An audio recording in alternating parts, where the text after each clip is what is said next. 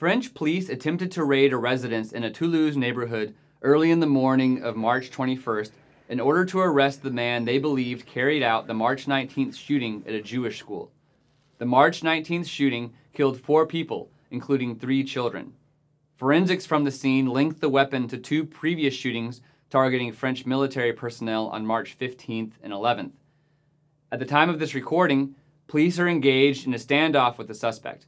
The police appear to have the advantage, though, as they have isolated the suspect in his home.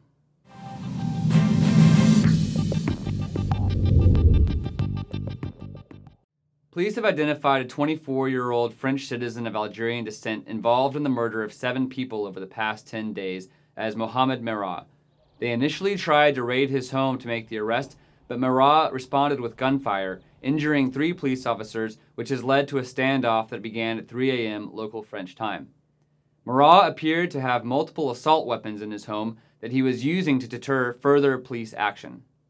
Merah's profile so far matches that of the typical Islamist radical in the West. He claims that he carried out the attacks to avenge the death of Palestinian children, France's banning of the niqab, and that he targeted the French army for its missions abroad. He has made multiple trips to Pakistan and Afghanistan, where he allegedly received explosives training and spent time in prison. He was under police surveillance after his return from Afghanistan. However, that surveillance appears to have been insufficient to track his ability to stockpile weapons and ammunition.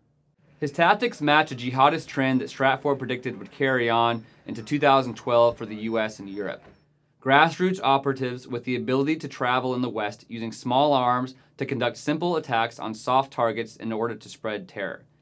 It appears that Merah was not only tactically proficient in his attacks, thanks to tradecraft that he most likely acquired in Afghanistan and Pakistan, but he was also able to exploit those attacks by attracting media attention and getting his message out to a wider audience. Merah proved in his attacks and this morning's encounter with the police that he is proficient with a weapon. However, he did not have any hostages, and police took measures to isolate him by clearing his building and surrounding the neighborhood. Police also cut off the gas flow to his apartment to prevent him from creating an explosion or improving the effectiveness of any explosives he might have already had. By isolating Merah, police ensured better control over the situation and denied him the ability to further escalate the situation. Given Merah's past experience in explosives, police had to assume that he could deploy explosive devices against the police. Police are counting on Merah either eventually making a mistake, giving police the opportunity to take custody of him, or that he will surrender, as he has suggested he will do later today. But regardless of how well the police handle the standoff situation, there will likely be political blowback for their inability to prevent the attacks that Merah carried out, despite official knowledge of the danger that he posed.